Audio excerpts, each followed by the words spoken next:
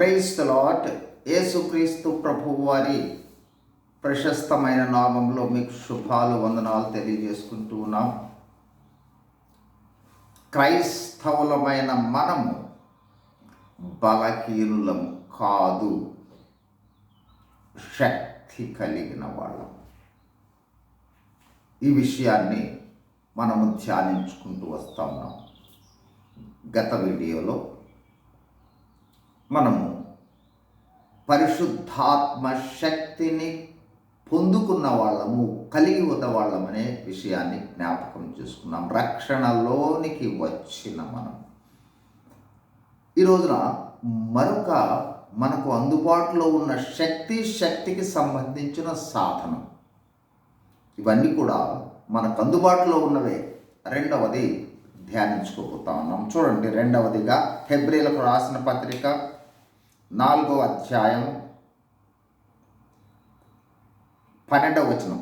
ఎందుకనగా దేవుని వాక్యము సజీవమై బలము గలదై, రెండంచులు గల ఎటువంటి ఖడ్గము కంటెను వాడిగా ఉండి ప్రాణాత్మలను కీళ్లను మూలుగను విభజించున్నంత మట్టుకు దూరుచు హృదయం యొక్క తలంపులను ఆలోచనలను శోధించుచున్నది. దేవుని వాక్యమనే శక్తి, ఇది సజీవమైనది. దేవుని వాక్యం ఎప్పుడు సజీవమైనది, బలము గలది, అంటే శక్తి కలిగినది. ఆ శక్తి కలిగిన వాక్యాన్ని మనము కలిగి ఉన్నాము అనే విషయాన్ని మనము ఎప్పుడు కూడా మర్చిపోకూడదు. మీరు గమనించారో లేదో, బైబిల్ గ్రంథాన్ని చాలాసార్లు మనం చదువుకుని ఉంటాము.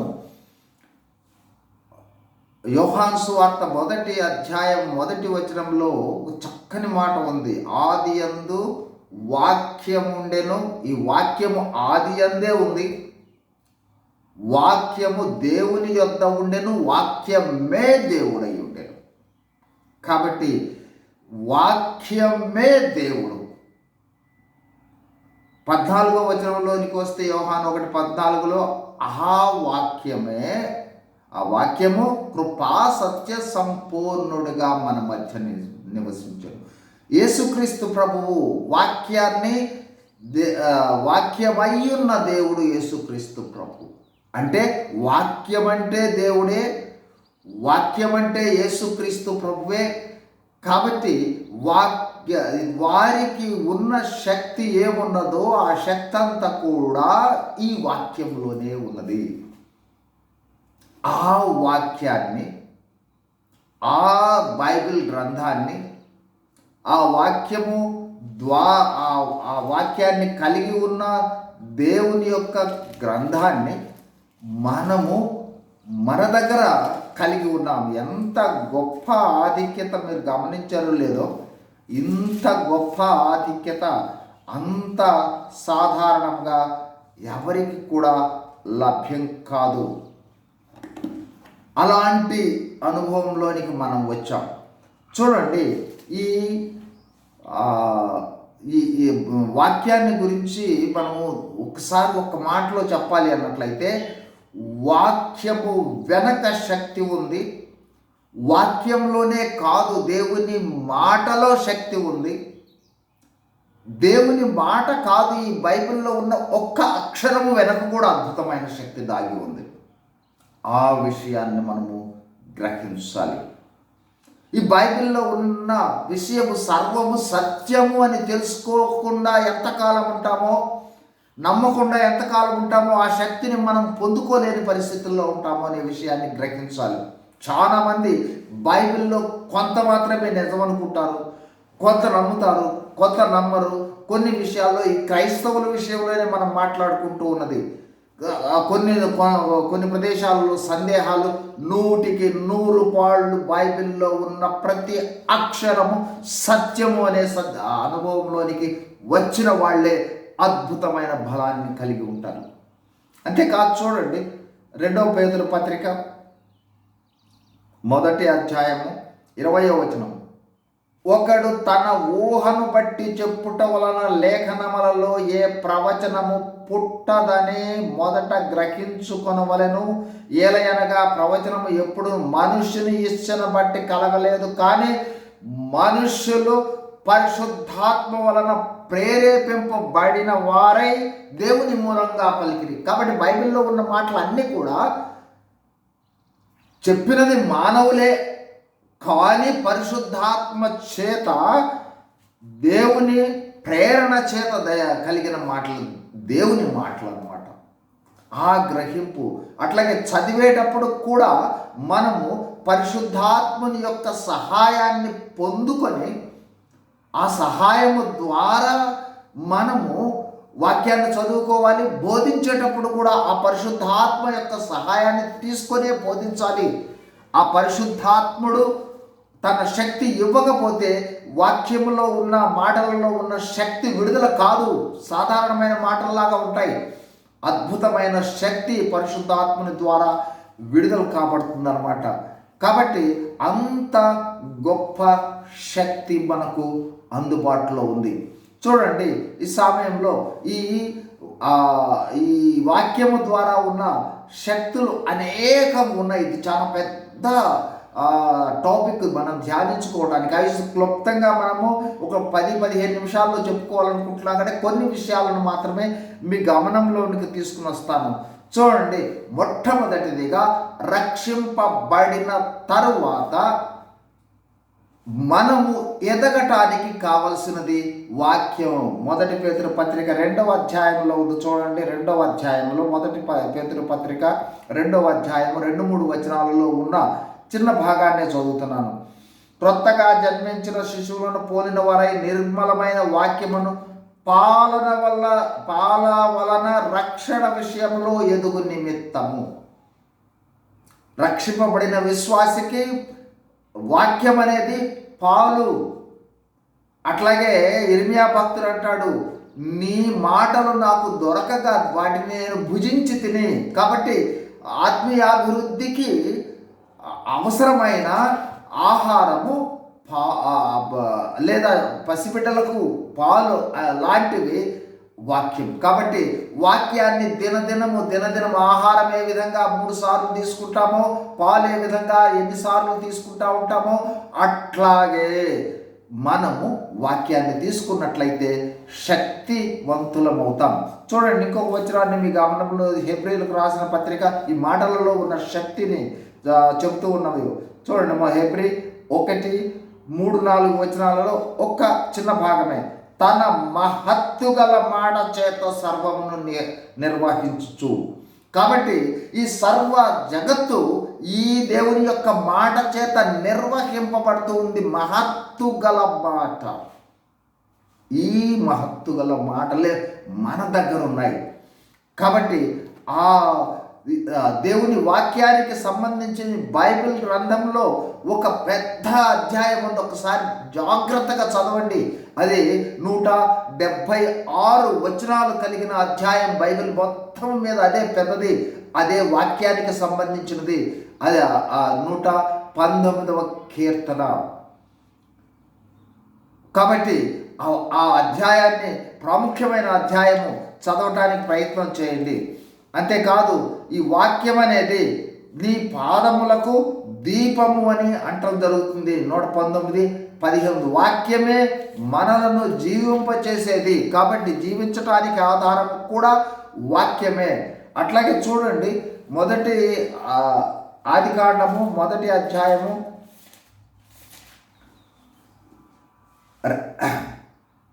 2వ వచనంలో చూడండి, భూమి నిరాకారంగాను శూన్యంగాను ఉండెను, చీకటి అగాధ జలములమైన కమ్మి ఉండెను, దేవుని ఆత్మ జలములపై అల్లాడుచుండెను. ఆ తర్వాత 3వ వచనం చదువుతున్నాను. అప్పుడు వెలుగు కమ్మని పలుకగా వెలుగు కలిగెను. అంటే ఏ మాట అయితే దేవుడు పలికాడో వెలుగు కలుగును గాక అంటే, అట్లాగే వివిధ రకాలైన వాటిని కలుగును గాక అంటే చాలా ఆ శక్తి చేత అవి సృజించబడ్డాయి. కాబట్టి ఆ విధంగా ఆ దేవుని వాక్యం మన అందుబాటులో ఉన్నది. కాబట్టి మనము కలుగును కాక అన్నా కూడా కొన్ని విషయాలు కలగడానికి అవకాశం ఉంది. ఆ శక్తి ఇందులో ఉంది, అంటే ప్రత్యక్షపరచబడుతుంది. మీరు గమనించండి. సో యోహాను అపోస్తల కార్యములు మొదటిదిగా యెహోషువ గ్రంథంలో చూసి ఆ తర్వాత అపోస్తల కార్యంలోకి వద్దాం. చూడండి, ఇక్కడ యెహోషువ ఒక మాట ఉచ్చరించాడు. ఏమని ఉచ్చరించాడంటే చూడండి, 10వ అధ్యాయం 12వ వచనం. యెహోవా ఇశ్రాయేలు ఎదుట అమోరీయులతో అప్పగించిన దినమున ఇశ్రాయేలీయులు వినుచుండగా యెహోషువ ఇలాగ ప్రార్థన చేశాను. ప్రార్థనలో ఉచ్చరించాడు. ఇప్పుడు ఏమని చెప్పండి? సూర్యుడా నీవు గిబియోనులో నిలువుము, చంద్రుడా నీవు అయ్యాలోను లోయలో నిలువుము. చూడండి 13వ వచనం. సూర్యుడు ఆకాశ మధ్యమున నిలిచి ఇంచుమించు ఒకనాడెల్లా అస్తమింప త్వరపడలేదు. భూమి గమనించండి, యెహోషువ పలికిన మాటల వల్ల సూర్యుడు చంద్రుడు ఆగిపోయారు. అది దేవుని వాక్యంలో ఉన్న శక్తి, ఆ పరిశుద్ధాత్మ చేత ప్రేరేపించబడి మాట్లాడే శక్తి. అట్లాగే చూడండి, ఇప్పుడు చూద్దాము అపోస్తలుల కార్యములు